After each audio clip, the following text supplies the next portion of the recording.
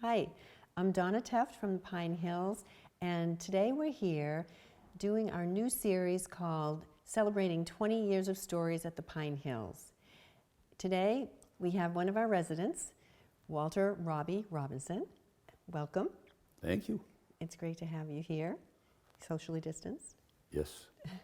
And we're going to talk a little bit about life at the Pine Hills in a minute, but we also want to talk a little bit about your life at the Boston Globe, because there's going to be a lot to say about that too. So usually we like to get a little background on how people found out about Pine Hills and how they ended up here. I had played golf down here several times in the early 2000s, and I was sort of vaguely aware that they were building houses. It was sort of hard to miss as you went down this or that fairway. And I really liked the golf courses, and I had the sense that there was something interesting going on. So one day I came down to play golf, and I came 2 hours early, and I drove in, and there were homes being built. There were model homes, and I think it was either Pine Cobble or Forest Edge. It was. I went into a couple of model homes, and I looked at them, and I said, wow, these are really great. And how much do these cost? And I was amazed that, you know, you got a little further from Boston, that the prices were reasonable. So a couple of years later, Barbara, my wife, and I were, you know, we had a big home on an acre in Milton. A lot to take care of. A lot to take care of. And since it was on an acre, it was hard to get to know your neighbors. So we started to think, well, we're going to downsize. So, of course, we ended up downsizing from 3,200 square feet to 3,100 square feet. But It's called right-sizing. So instead of looking in Brookline, Newton, Cambridge, as many people do for a small condo, we said, why can't we sort of think bigger? Plymouth is really close. And we came down here and we started to look, and we just fell in love. That's before we met anyone. That's cool. And so we built a house, had one of the custom builders do a house for us in 2008. We moved in the spring of 2009, and we love it here, like pretty much everybody else who's here. Well, it makes us happy to hear that it's all worked out so well for you. What kinds of things would you say are typical in living at the Pine Hills? Because I know now, and we'll talk a little bit more again about the Globe, but probably not working with the Globe at this moment. So how do you fill your days? Well, for the last 11 years, I've been teaching investigative reporting, for 7 years at Northeastern, and for the last 4 winters, between January and May, I've had the hardship of living in Phoenix and teaching at the Cronkite School at Arizona State University. Nice gig. So I've been pretty busy doing that. I'm not doing it this winter because I didn't want to teach remotely. But I'm involved in a couple of journalism ventures.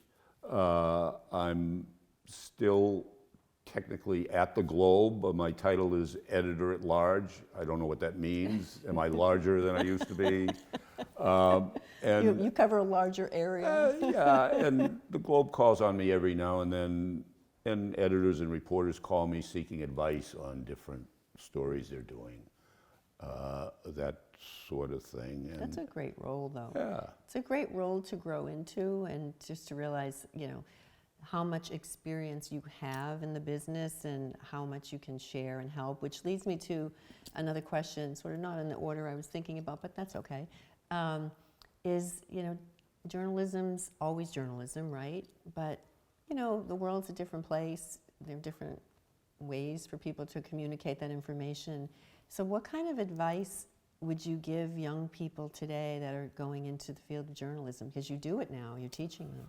Well, I give advice all the time. Sometimes I'm not sure my advice is up to date because I've really been out of the sort of news gathering part of it now for a good 15 years. And technology has changed journalism so much. And the other thing that's happened to journalism is that a lot of the jobs have gone away. Just to give you one horrific example, 20 years ago, there were 50,000 reporters at daily newspapers in the United States. Today, there are only half that number. And so for people getting into it, they have to do more with less. There are fewer jobs. They have to become, and they are, much more entrepreneurial. So that means that unlike people of my generation, they have to know how to do audio. They have to know how to shoot and edit video. Many of them learn how to do podcasts, so that when they land at a news organization, they have all sorts of skills that make them valuable hires. But the root, I don't want to stay on this for too long, but the root of the business, even though the technology has changed, there's still basic skills about being a reporter and about being a journalist. And so those I would not think would change. Those have not changed. I think there's a greater premium now because the public pays a lot more attention, sometimes in a kind of a misguided sense to, you know, what's fairness, what's objectivity, this whole notion that some people have that there's this fake news out there, which to me is mostly bull. But the fact of the matter is that the vast majority of the news that's produced in this country is done locally. And it's at the local level where news organizations are hurting the most. The organizations in Washington, D.C., they're doing fine.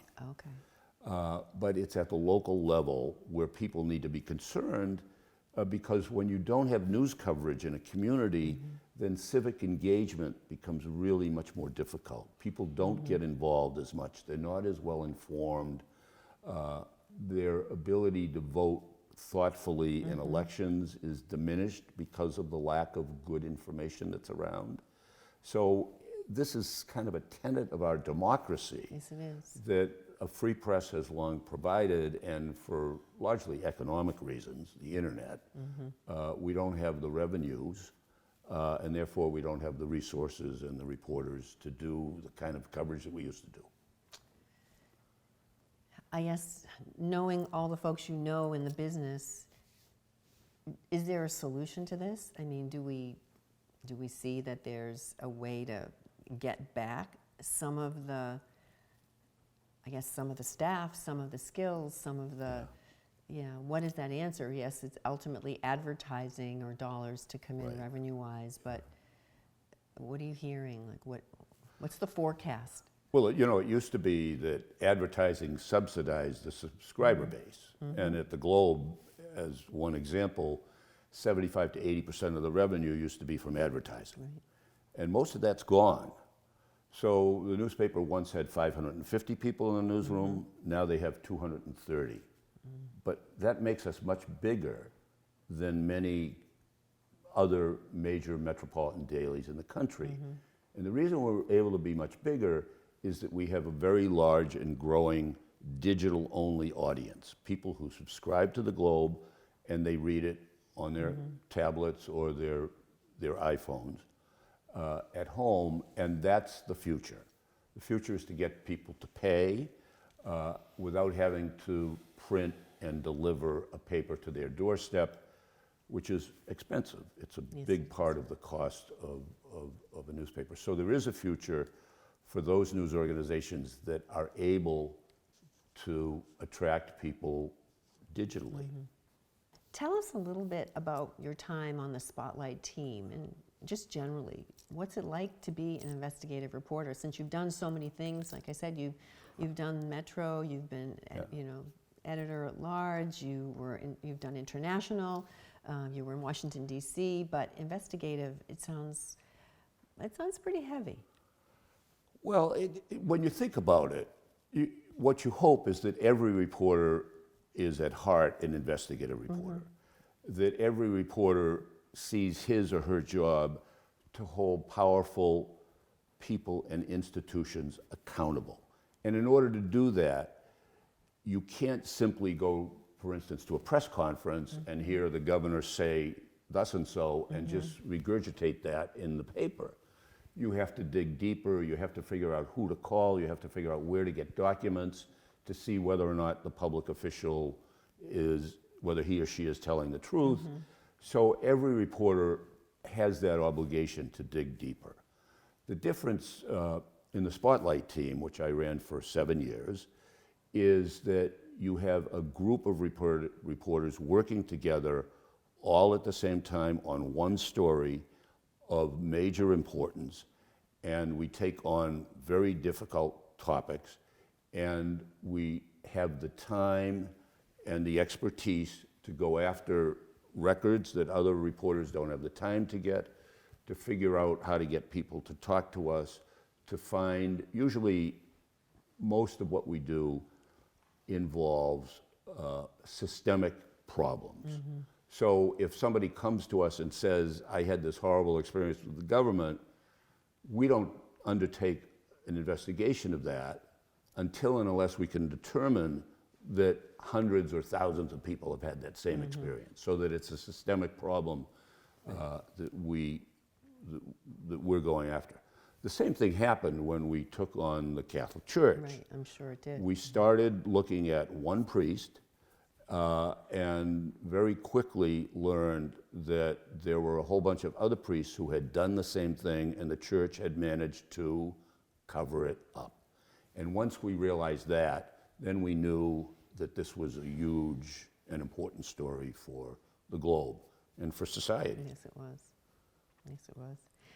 So on the lighter side of that, when you later on, when you found out that it was going to become a film, Silly. I mean, what did you think? I mean, if somebody calls you up one day and they say, "Hey, you know, Robbie, you're going to be in the movies," well, not really, but Well, we had these two young Hollywood producers whose job was to develop properties and then market them to one of the big Yeah. producers, came to us and said, we want to make a film about how you broke the story of the Catholic Church clergy sexual abuse scandal. And we looked at them and we said, what? are you nuts?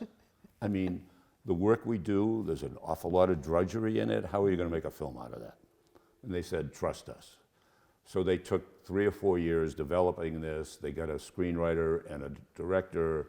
The story was developed, and then they sold it to Participant Media, which put up the money to make it, which was actually it was fairly low budget at $20 million. Now, $20 million to you and I is a lot, but to them, filmmakers. so they made the film, and of course we were still skeptical. Even though it had a great cast, It did. we thought, well, okay, so this will open in 2 theaters and go to video in a week. And first time we saw it really was at the Toronto International Film Festival, and it just wowed the crowd. And it went on to win Best Picture Oscar, and the Oscar for Best Screenplay. And we were obviously a little bit gobsmacked. Yes, you should have been. By that, It was, very cool. Film was amazing. And, it's one of those films that you can watch again and still feel like you missed something in it, because there is so much content. Right. There's so many details and so many twists and turns in it. Yeah. But, congratulations on that. And so, Robbie, tell us what life is like now that you are out of the spotlight here at the Pine Hills.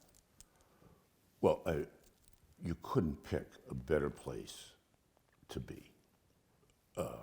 Certainly in the last year, if you had to design the perfect place to ride out the coronavirus, it's here in the Pine Hills. Oh, that's such a great compliment. We have a sort of very careful population. It trends a little older than average, so people are a little more aware of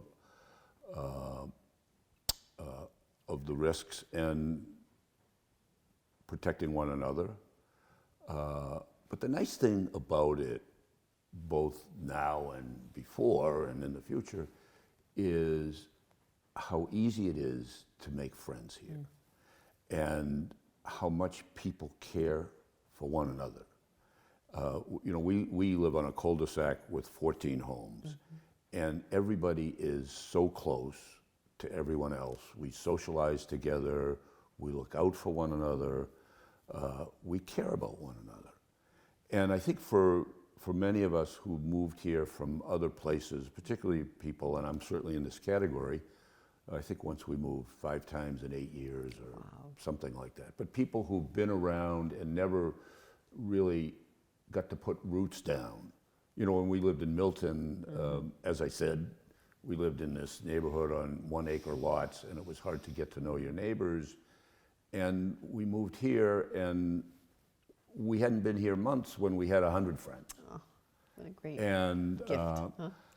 there's just so much going on here. There were so many engaged people. There were so many activities.